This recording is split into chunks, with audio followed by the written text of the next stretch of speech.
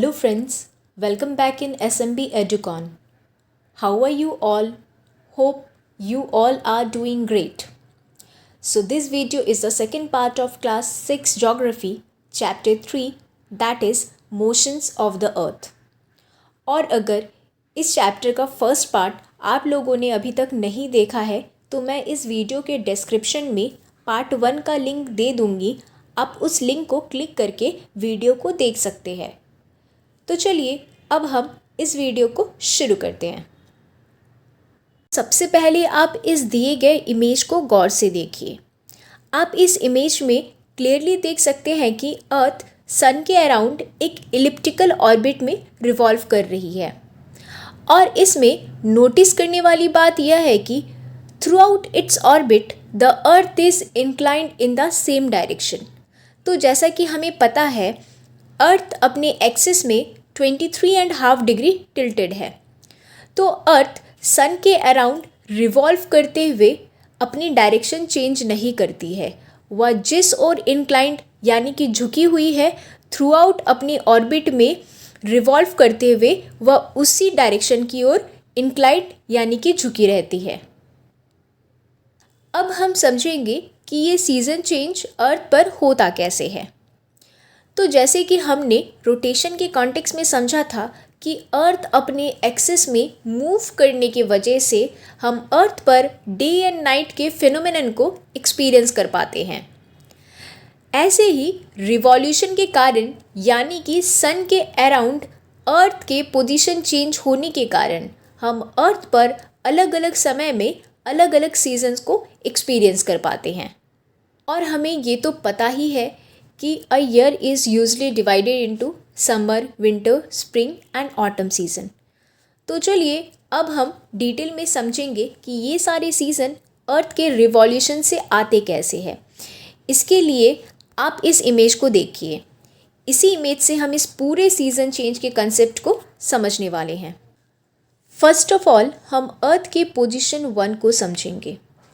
और एक बात मैं आप लोगों को बता दूं कि अर्थ के रिवॉल्यूशन का कोई स्टार्टिंग या फिर एंड पॉइंट नहीं होता है। अर्थ सन के अराउंड काउंटर क्लॉकवाइज रोटेट करती है। मैंने ये पोजीशन 1, 2, 3, 4 हमारे समझने के कन्वीनियंस के लिए लिख रखा है। तो चलिए एज्यूम की गई अर्थ के पोजीशन 1 को समझते हैं। On 21st June the northern hemisphere is tilted toward the sun and the rays of the sun falls directly on the tropic of Cancer। यानी कि 21 जून को नदर्न हेमिस्फीयर सन की ओर टिल्टेड होती है और जैसा कि आप इस इमेज में भी देख पा रहे होंगे कि सन की जो रेज है वह डायरेक्टली ट्रॉपिक ऑफ कैंसर में पड़ रही है। ट्रॉपिक ऑफ कैंसर में डायरेक्ट सन रेज पड़ने के कारण यह एरिया ज़्यादा हीट रिसीव कर रही है, लेकिन यही सन रेज पोल्स तक पहुँचते पहुँचते स्लैंट हो जाती है, जिस कारण से पोल्स कंपैरेटिवली कम हीट रिसीव करती है। Next, the north pole is inclined toward the sun and the place beyond the Arctic circle experience continuously day light for about 6 month. यानी कि जैसा कि हम इस इमेज में देख सकते हैं कि अर्थ के इस पोजीशन के कारण अर्थ की नॉर्थ पोल सन की ओर झुकी हुई है और इस वजह से Arctic circle that is 66.5 degree के beyond place continuously day light को 6 मंथ के लिए एक्सपीरियंस करती है। इस पोजीशन में अर्थ का नॉर्दर्न हेमिस्फीयर सन की ओर टिल्टेड होने के कारण a large portion of the northern hemisphere is getting light from the sun and इस कारण से नॉर्थ ऑफ द इक्वेटर में समर सीजन होती है। साथ ही 21 जून की यह सिग्निफिकेंस है कि नॉर्दर्न हेमिस्फीयर पर 21 जून को longest day and shortest night होती है। इस वक्त अर्थ के सदर्न हेमिस्फीयर में चीज़ें नॉर्दर्न हेमिस्फीयर से ऑपोजिट चल रही होती है, यानी कि southern hemisphere winter season experience कर रही होती है और इस वक्त नाइट डे से लॉन्गर होती है और अर्थ के 21 जून के पोजीशन को हम समर सॉल्स्टिस कहते हैं।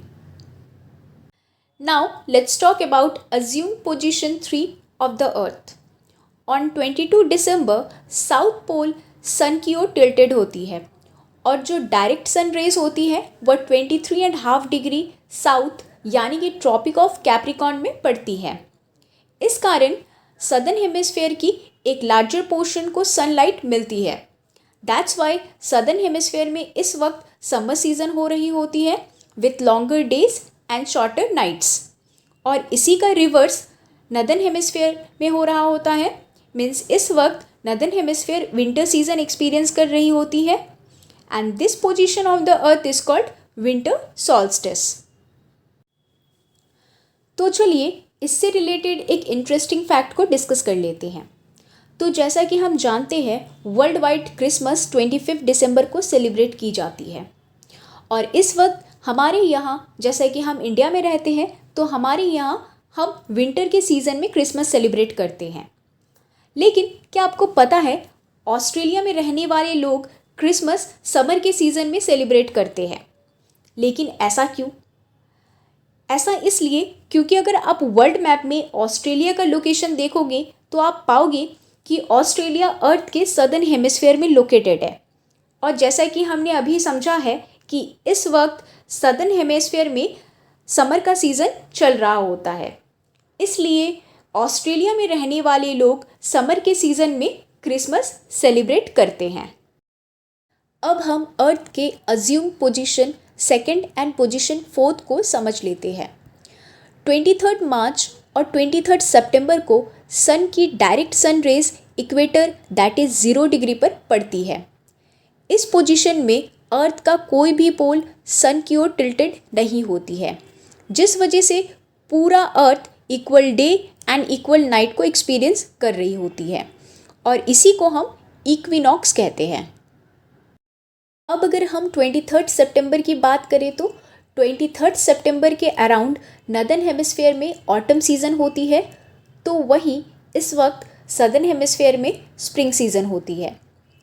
The opposite in the case of 21 मार्च, यानी कि इस वक्त नदर्न हेमिस्फेयर में स्प्रिंग सीज़न होती है और सदर्न हेमिस्फेयर में ऑटम सीज़न। अब अगर हम इस चैप्टर को कंक्लूड करें तो हम यह कह सकते हैं कि अर्थ के रोटेशन की वजह से हम डे एंड नाइट के फेनोमेनन को एक्सपीरियंस करते हैं, और अर्थ के रिवॉल्यूशन की वजह से हम चेंज इन द सीजन के फेनोमेनन को एक्सपीरियंस करते हैं।